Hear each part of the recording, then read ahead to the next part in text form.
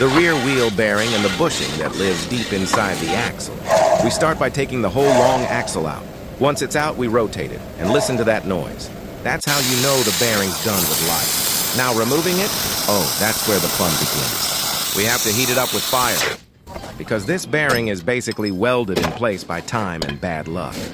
A few solid hits on the ground, and boom! The old bushing finally gives up. Here's the new bearing, shiny, quiet, and full of hope.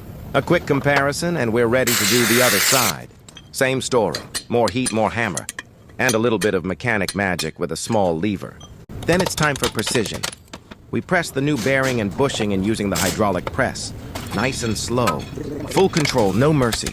A few gentle taps with the hammer of justice. And everything's perfectly in place again. Quick pause while I'm sweating for this repair. You can like, follow, share, and comment to keep my motivation alive.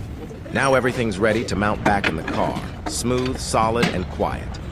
No more noise, no more drama.